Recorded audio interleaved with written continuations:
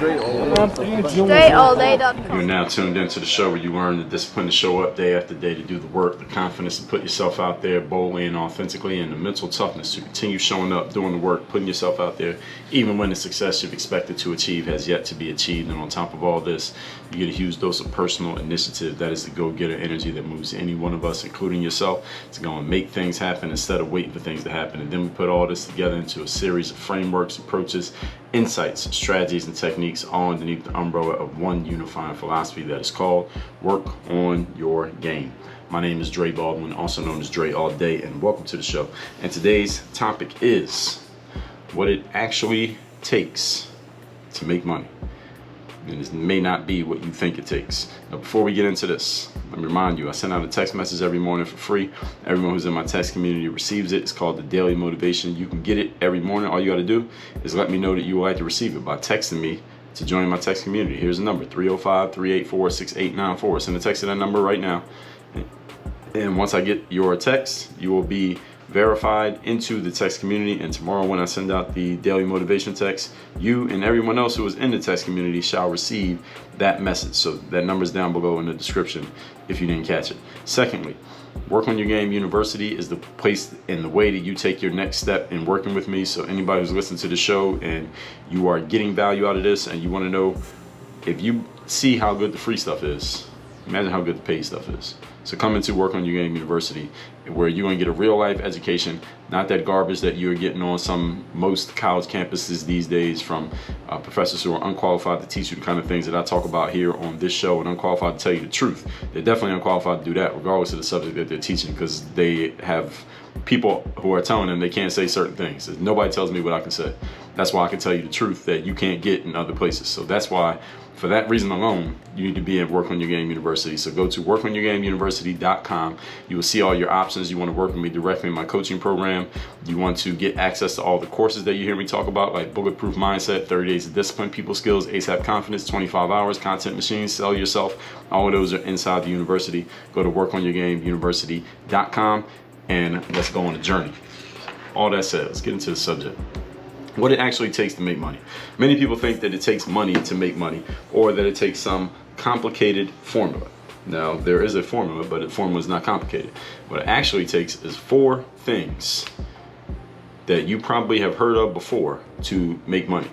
And I'm gonna give a hat tip to Grant Cardone. He's a person who I heard talking about some of these things. He planted the seed for this idea, but you're gonna notice that each of these 4 points are things that I have hammered over and over and over again over the years on this very show. So this is not, I didn't get the whole idea from him, but he said something that planted the seed for this. So I'll give him credit for saying that. It made me think about putting it into this format and this framework that I'm gonna lay out here today. So the more that you can accept, adopt, and apply these principles that you're gonna hear about again today, because I've talked about all of these before, the better you will be at making money, the money that you want to make. All right, so anyone listening to this who wants to make more money, and I bet that's almost everybody. All right, rarely have I spoken to a person who said, I'm good with the amount of money I'm making. If I just stay here, I'm great. Now, I'll talk to people who are making over in the top 1%, let's just put it that way, in the top 1% of income earning in America, which for you to be in the top 1%, you need to be at about $400,000 a year. That's the top 99 percentile of income earners in America. I talk to people who make that much and more. They want to make more money. I talk to people who are making about the average American salary, which is a little under $50,000 a year. They want to make more money. And then everybody in between wants to make more money. So most of you who are listening to this, I will assume you want to make more money. All right, so follow these principles, you will make more money. You just need to have these 4 things. Number 1, topic once again is what it actually takes to make money. Number 1 thing it takes to make money is courage. Courage, balls, heart. That's what it takes to make money. I did an episode on balls, if you didn't hear it. Episode 1796 called Get Some Balls. Episode 2256, Key Entrepreneurship Asset, Balls, BALLS. If you have not listened to those episodes, workonyourgamepodcast.com is where you can get them. Courage is one of the 4 intangible assets that Robert G. Allen talked about in his book called Creating Wealth. If you have not read that book, I would suggest you go buy it. Again, it's called Creating Wealth. The author's name is Robert G. Allen. Now, I've referenced that book a lot of times here, so if you've heard me say it before, you still didn't get the book, let this be your invitation to go get it. Courage is your willingness to take risks and to try things that other people may not be willing to try. That's all courage is. Take risks and try things other people won't try. The more courage that you have, the more relative value you can create. And why is this? How can I say that so confidently? Because when you have more courage, then that means there are fewer people who are willing to do what you are willing to do. You're willing to do stuff other people don't do. You have value because you have something that other people want.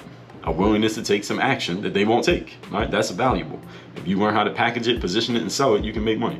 Remember that the definition of an entrepreneur is a person who runs a business enterprise while taking on greater than normal financial risk. So your willingness to be courageous is an asset in business. A courageous person, that courage alone is an asset in business. Now, you should have more than courage. Hopefully you have some other things you can add to the courage, but courage alone can be an asset in business because, again, you are willing to take a step further than most other people are willing to take, and that alone can be a competitive advantage. Point number 2. Today's topic, once again, is what it actually takes to make money. Number 2 is action. Action. I talked about having an action bias in episode number 1199, having an action bias. Now, I've talked about action on so many episodes of the show that I'm not going to lay them all out, but let me give you a couple where I talked about action. Episode 1706, the secret frustration strategy, to push yourself to action and not quit. Episode 2082, how to move people to action. Episode number 2477, 3 types of actions. Episode number 2491, all actions are not created equal. Episode number 2496, why your actions are incongruent with your goals. And I'll give you one more, episode 170, you need action, not advice. And again, you can find all those episodes at workonyourgamepodcast.com. Now, I talk about action bias and also my 12 Work on Your Game Commandments series. And I'll give you what episode those were in case you want to hear them. That was episode number 2219 through episode 2222. So it was a 1, 2, 3, 4-part series. 12 Work on Your Game Commandments. There's actually 13 of them. And I've done specific episodes on action bias, as I already referenced to you. If you want to make money, you got to be active in the marketplace. I mean, think about it. Marketplace. Any of you ever been to a marketplace? A place where there's a whole bunch of vendors selling stuff and they're selling things to consumers and people are buying. People who make the most money are usually the ones who are most active those days. So they're out there, stopping people, showing them what they got, showing their wares, negotiating, working out a price and making exchanges. So if you want to make a lot of money, you got to be active in the marketplace. You got to be where it's at, where the exchanges are happening, and you got to be involved in those exchanges.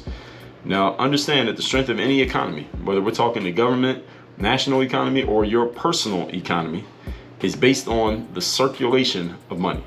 That's what an economy is. It's the circulation of money, meaning transactions are happening. Money is exchanging hands. And this requires action and it requires initiative. The more exchanges and transactions you have going on in your personal economy, the more money you make. And you need to be active in the marketplace. This means you are known, you are knocking on doors, you are ringing phones, and you are making people aware of what you offer and the value that it can provide to them. This is literally your job. And this is an ongoing thing. It is not a one-time thing. So we talked about marketing in episode 1897, how marketing is a lifetime job. Episode 1835, the 3 marketing traffic strategies and how to use each one. I even talked about rejection marketing, how you draw people in by turning people away. That was episode 1364. And I talked about you being a marketer in episode 1515. You are a marketer. In episode number 2315, how to be a bold marketer. If you haven't listened to those episodes, again, check them all at workonyourgamepodcast.com. The actions that you're going to be taking in the marketplace, if you want to make more money, are all tailored around marketing and selling, because marketing is simply the relationship that you have with the people who are in your audience. If you own a brand, you have to continue marketing that brand, or you got to market it at first for it to even become a brand, for people to even start to establish in their minds that when they see this, it means this. And then for you to maintain that brand and maintain the strength of the brand, the position that the brand owns, you got to keep marketing it so people don't forget that it exists. So if you look at a company like Apple, again, they sell a lot of phones, and I just actually learned today, the day I'm recording this, that Android there were more Android phones being sold than Apple phones in America up to this year, and Apple slowly, or maybe it was last year, slowly has passed them just a little bit. But there are a lot of Android users out there, simply because Android just has a lot more phones than Apple has. But the whole point is, Apple is a very well-known company, and they are probably the most profitable company. I think they're the most profitable company in all of the United States of America. If I'm not mistaken, that is the case. And here's the thing. Apple does a whole lot of marketing. They take a whole lot of action to stay top of mind with you, even though you may already have their products and services and you might not even be thinking about or considering buying another one, at least right now at the moment. Right now, I do need to buy some Apple AirPods, because my AirPods, I use my AirPods a lot, so I think my AirPods, they just started shorting out. The battery starts to go and they start to die a little bit faster, or actually a lot faster than they used to. So it's probably time for me to get some new AirPods. So this will be my third pair of AirPods, and like, AirPods will last me probably about 2 years-ish, which is not bad for a $100-ish product. 2 years, 2 or 3 years of use I can't complain about that. But anyway, the whole point is, Apple is continually taking action in the marketplace by simply marketing and letting you know that they're there. Hey, reminding you, hey, that new iPhone, you don't have one yet. Hey, here's some new AirPods that we have out. Hey, here's a new Apple tablet. Here's a new computer. And what does Apple do every year? They have an event where they invite a whole bunch of people, tech people and whoever else they invite to the event, the press. And what do? They show off new versions of the same stuff. New computer, new tablet, new phone, new AirPods. That's pretty much all they show off. And every once in a while they have some other concept thing, but for the most part they make most of their money from the phone. Then you got the computers, then you got the tablets, and that's pretty much it. They just show you a new version of it every single time. But Apple could easily get lazy and just say, all right, the iPhone 15 is coming out, and not do an event. Now, why spend money on putting on an event? Why plan a presentation? Why fly all the press out there so they can cover it? Why do all that? You just announce that you got the new phone. Most people are gonna buy it anyway, right? Why do it? Marketing. They want to keep you thinking of them first. So they take the extra steps, they make the extra investments to make sure that you know that they're there. Because they know getting all the press there to talk about, so they can talk to the press, is going to get the press to do what? Go write stories about the new Apple thing. Because if they don't get the press involved, well, the press, what are they going to do? Not write stories about it. And if they don't write stories, there's less attention. And attention is one of the 5 forms of investment. And Apple knows how to monetize attention. Everybody see what I'm saying here? So this is why all of this stuff matters. I talk about monetizing attention in episode number. Let me tell you that episode while I get it. Episode 1920, how to turn attention into revenue. Apple knows how to do this. You should know how to do it. So when you are marketing and you have people paying attention, how do you get them to actually now do the next thing, whatever it may be? Hopefully it has something to do with you making money. Point number 3. Today's topic, once again, is what it really takes to make money. Number 3, creativity. I talked about creativity in the episode on what to do when you don't have the money. That was episode number 2413. What to do when you don't have the money. One thing you can do is get creative. All right, there are many ways to create revenue, and you don't always have to have money to do it. All right, notice that the word creativity, the root word is create. What does create mean? It means to go from nothing to something. It means you take something that did not exist and you make it into something that does exist. So being creative means coming up with and generating new ways of doing things, even though the old ways are not working anymore, or even when the old ways are not working anymore. That's what creativity is about. So since there are many ways to create revenue, you don't always have to have money to do it. What you need is creativity.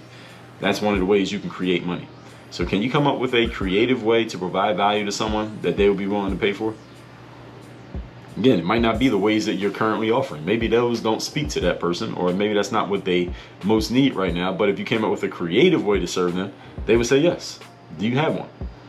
If you are an entrepreneur, then you have already answered this question, because it's answered in the form of your product or service, whatever it is that you sell. You created something new or came up with a creative new way of solving someone's problem. That's the only reason that you can become an entrepreneur, because you have some creative approach to a problem. That's exactly what people are paying for. So the more creative you can be, the more options you give yourself. But be careful with creativity, however, as you can get caught up in the tidal wave of always creating new stuff, but never focusing on the main thing, which is what? Selling stuff. Remember that selling things is your main thing. You make your money from marketing and selling your stuff, not from actually creating it. Doesn't mean don't be creative. Again, there's a balance here, but the balance is not 50-50. It should be weighed more towards your marketing and selling than it is to your creating. Point number 4. Today's topic, once again, is what it actually takes, what it really takes for you to make money. Number 4, persistence. Fourth thing you need to make money is you must be persistent. Persistence is a skill that will serve you in any aspect of life, and selling is no exception. Definition of persistence is firm or obstinate continuance in a course of action in spite of difficulty or opposition. Now, I've talked about persistence in a number of shows here. Episode 2067, the tools of persistence. Episode number 1435, anything that you avoid shall persist. Episode 743, how to lock into persistence for life. And episode 460, how persistence overcomes a lack of talent. Then episode 123, how to be persistent. So again, workonyourgamepodcast.com. You can listen to all of those episodes that I just referenced. So how often and how much are you willing to follow up with anyone who does not take action when you first ask them to do something? You ask somebody to buy something, they don't buy it for whatever reason. Maybe they're on your website, so you don't even know why they didn't buy it. You don't even know what they have to say. You don't even know who they are, but they didn't buy it. Do you follow up with that person? Do you have a follow-up process? What about the people who need your help but are hesitant to actually move forward for whatever reason? Do you have a process to persist in contacting them in order to get them to follow through and actually take the action that they need to take so that you can help them get to where they want to get to? These are the people who need to take action, but they don't have the requisite courage to take action. So you notice how 2 of these points are already intertwined with each other. So are you persistent enough, salesperson, to move people out of their stagnation, out of their state of inertia, and into the action that they actually need to take to help themselves? Because while, yes, everybody does have to help themselves, you as a salesperson, you as a marketer, you as an entrepreneur, it is your job to make sure that the people who you are called to serve get the help that they need. Usually that help is in some form of working with you or getting a product or service from you. The challenge is sometimes you're going to show people what that product or service is, and they are hesitant to move themselves to action simply because they are so used to not taking action. Again, this is the stagnation. This is the inertia that has set in with them, that they're so used to not doing anything. Even when they see an opportunity to do something, you have to overpower their energy with your energy. Their energy of lethargy and doing nothing needs to be overpowered by your energy of kinetic and doing something. And if you fail to do that, what's going to happen is you're going to talk to people who you absolutely could help, but you were unable to help, simply because you weren't able to get them to take the action that they needed to take so that you could get them what they needed to get.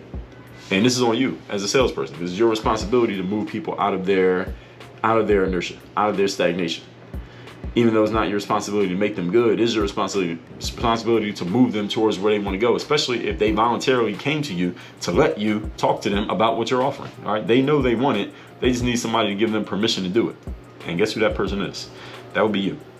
So if you want to help people, often you will need to move them to action that those people would otherwise be unwilling to take. This is a very important point, especially those of you who are salespeople and you sell direct, meaning you talk directly to the people who you're collecting money from. You have to be able to do this. This is really, really important.